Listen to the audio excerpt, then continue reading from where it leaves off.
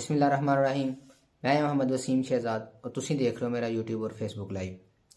दोस्तों, इसराइल दी गजा दे अमदादी कैंपां दी तरफ पेशकदमी ते 1.5 लाख बंदा जिहड़ा ना वो नकल मकानी ते मजबूर हो गया।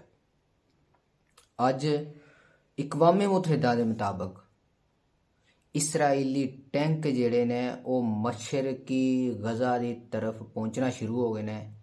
उन्होंने ज़मीनी कार्रवाई जिहड़ी है वो तेज़ कर दी है और उहदे विच उन्होंने नकल मकामी करने वाले लोगों और उत्थों के रहायशी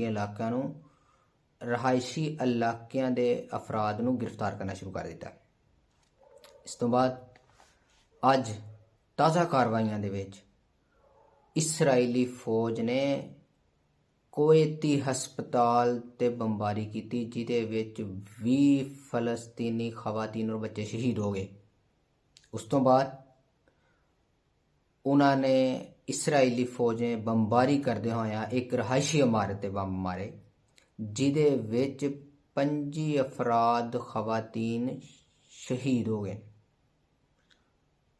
यह सारी शहादतां जिहड़ियां ना यह मुसलमान हर बंदा टीवी ते बैठ के देख रहा है और इहदे बारे कोई भी बंदा गल करन नूं तैयार नहीं है।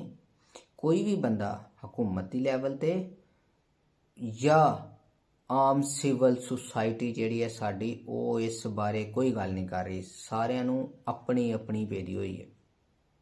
इस तो बाद इसराइली जहरीत दा खात्मा जिहड़ा ना उस तो बगैर कोई मुआयदा नहीं किया जाएगा ना नाल। हमास ने यह बयान जारी किया।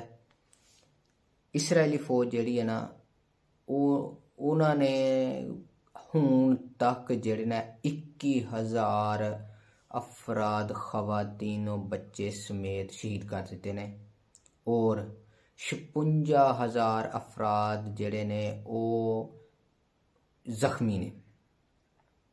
टोटल इन्हां दी इसे गल नाल तुसीं सानूं इजाजत दो। अल्लाह हाफिज़।